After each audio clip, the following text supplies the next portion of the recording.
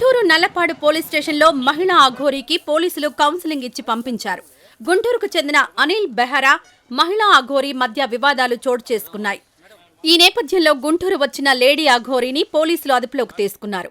వివాదాలు వద్దని ఆమెకు కౌన్సిలింగ్ ఇచ్చారు. లేడీ అఘోరీ మాట్లాడుతూ గుంటూరుకు చెందిన అనిల్ బెహరా అనే వ్యక్తి అనుచితంగా ప్రవర్తిస్తున్నాడని ఆరోపించారు.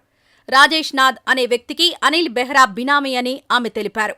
రాజేష్ నాథ్ రాసలీలలో బయటపెట్టిన తనపై దాడి చేయాలని అనిల్ బెహరా ప్రయత్నిస్తున్నాడని ఆమె ఆరోపించారు. అనిల్ బెహరా ఛాలెంజ్ చేస్తేనే తాను ఛాలెంజ్ చేసి గుంటూరు వచ్చానని ఆమె చెప్పారు. అనిల్ బెహరా ప్రతిరోజు తనకు వాట్సాప్ వీడియో కాల్ చేసి అసభ్యంగా ప్రవర్తించారని ఆమె ఆరోపించారు.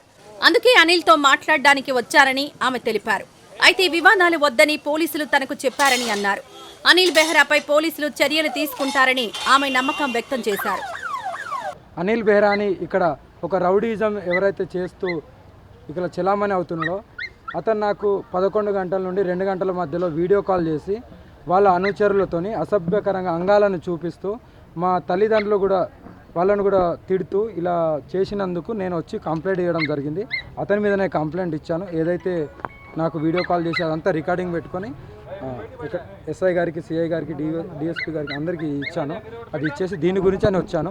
అతను చేసే ఇక్కడ కొంతమంది పిల్లల్ని వెనకాల పెట్టుకొని ఇలా అక్రమాలని దాడులు చేస్తూ వేరే వాళ్ళ మీద కొడుతూ రౌడీజం చేస్తున్నాడు కదా. నేను ఎప్పుడైతే రాజేష్ నాథ్ని ఒక మహిళ నా దగ్గరికి వచ్చి నాకు ఇలా జరిగింది, మీరు కొద్దిగా సపోర్ట్ ఇవ్వండి అన్నప్పుడు నేను అతన్ని వెళ్ళి ప్రశ్నించాను. అతనికి బినామీగా ఉన్నదే ఈ అనిల్ బెహరా. అందుకే నా మీద ఇలా దాడి చేశాడు.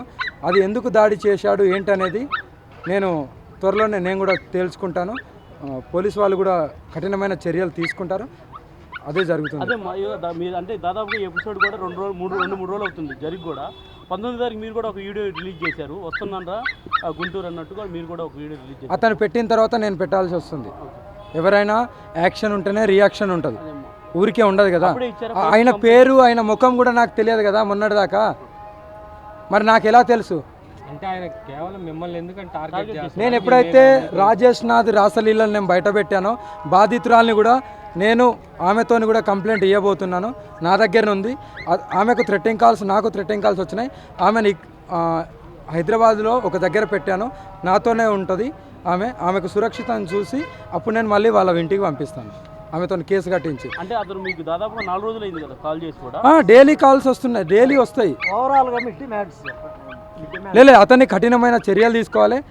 నాకు కానీ ఎవరైతే అమ్మాయి ఉందో ఆమెకు కానీ ఆమెతో పాటు ఉన్న వాళ్ళకి కానీ ఎవరికి ఏమైనా సరే రాజేష్ నాథున అనిల్ బెహరే దీనికి మొత్తానికి కారణం.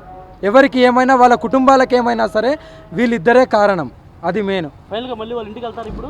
ఎవరింటికి? అనిల్ బెహరా ఇంటికి వెళ్తారా? నేను వెళ్ళను. అంతా వాళ్ళే చూసుకుంటారు. పోలీస్ వ్యవస్థ ఉంది, వాళ్ళని నేను నమ్ముతున్నాను. చట్టబద్ధంగానే వెళ్తున్నాం, చట్టబద్ధంగానే చూసుకుంటాం. ఈ వీడియో నచ్చితే లైక్ చేయండి. అలాగే మా ఛానల్ ని ఫస్ట్ టైం కనుక చూస్తున్నట్టయితే ఇప్పుడే సబ్స్క్రైబ్ చేసుకుని పక్కనే ఉన్న గంట సింబల్ ని యాక్టివేట్ చేసుకోండి. అప్పుడే మేము పెట్టే ప్రతి వీడియో మీకు నోటిఫికేషన్ గా వస్తుంది. అలాగే ఈ వీడియో పూర్తిగా చూసినందుకు ధన్యవాదాలు.